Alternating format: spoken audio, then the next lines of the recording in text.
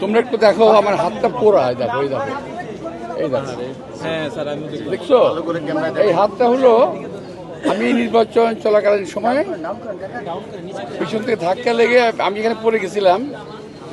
Luckily বেজে গেছি, উত্তপ্ত সিঙ্গারা বাজার তেলটা ছিল ওই কড়াইয়ে হাত থেকে হাতে পড়ে গেছে। ওই সময় একটা লোক আমার সঙ্গে হাত মিলেছে, আমি তখন আমার হাতটা দেখতেছিলাম কি অবস্থা, এইভাবে দেখতেছিলাম এটা কি অবস্থা। এখন দেখো তোমরাই দেখো, এখন দেখছো তো এখন এইটা নিয়ে বিকৃত করতেছে কিছু লোক আছে, এই সময় কাজ করে, ঠিক আছে, করে কোনো সাবজেক্ট না বলুক।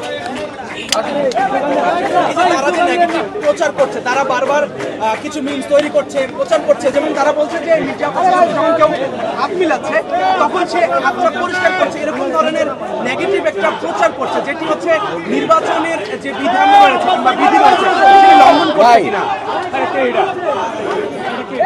আমি মনে করি আল্লাহর রহমতে আমি এই এলাকার লোকের জন্য একজন পজিটিভ ক্যান্ডিডেট, সো ওরা আমার বিরুদ্ধে নেগেটিভ প্রচারণা করতেছে।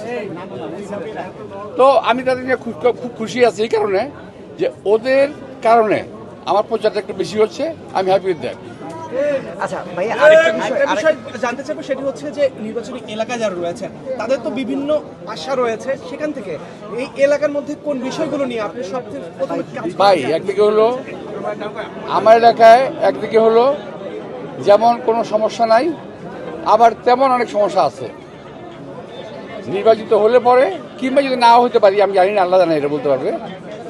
এই এলাকার সমস্যাগুলো আমার নিজের সমস্যা, ওনারা যে কোনো সময় আমার কাছে আমার বাসায় যেতে পারে, যেই পজিশনে আমি থাকি আমি কাজ করতে পারবো, আমি যেই পজিশনে থাকি আমি কাজ করতে পারবো, একটা টেলিফোন করতে পারবো, আমি কাজ করতে পারবো। সুতরাং আমার এলাকার বাসীর আমার সম্পর্কে কোনো অভিযোগ নাই, কিন্তু যারা বলছে এখন তারা বানোয়ার কিছু অভিযোগ তুলে আমাকে জনগণের কাছে ভুলভাবে উপস্থাপন করার চেষ্টা করছে।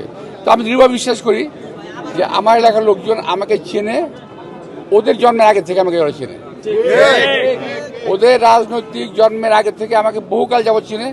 সুতরাং ওদের কোনো ভুল কথায়, বানোয়াট কথায় আমার এলাকাবাসী কখনো বিভ্রান্ত হবে না, কারণ ইতিমধ্যে ওরা আমাকে 3-4বার ভোট দিয়ে দেখেছে, আমাকে পরীক্ষা করে দেখেছে, আমার পরীক্ষা দেওয়ার কোনো প্রয়োজন নাই। এলাকা বেশি আছে, আমি গ্রহণযোগ্য আছি, ইনশাল্লাহ থাকবো। সর্বশেষ একটা বিষয় জানতে চাই, সেটি হচ্ছে যে আপনি যে আসনে প্রতিনিধিত্ব রয়েছেন, এই আসনে এর পূর্বে আমরা দেখতে পেয়েছি আমিনা আমলেও যে এখানে যে চাঁদাবাজির যে বিষয়টি, সেটি কখনোই কেউ জিরো টলারেন্সের অবস্থান যেতে পারেনি। আপনি যদি নির্বাচিত হন তাহলে আপনি জিরো টলারেন্স গ্রহণ করবেন কিনা চাঁদাবাজির বিষয়ে? আমার সময় আমি মসজিদ থেকে পুরো ক্যাসিনো গ্রুপ উঠাই দিয়েছিলাম, দ্যাট ইজ মির্জা আব্বাস। যে ক্যাসিনো খেলা হয়তো মসজিদে আমি বন্ধ করেছিলাম। 17 বছরে চাঁদাবাজিরা বেড়েছে, এখন অনেক কমিয়ে এনেছি, ইনশাল্লাহ নির্বাচনের পর আর একটু থাকবে না। এই এলাকায় এই বক্স কালভার্ট রোড আব্বাস ভাইয়ের অবদান, এই এলাকা আমার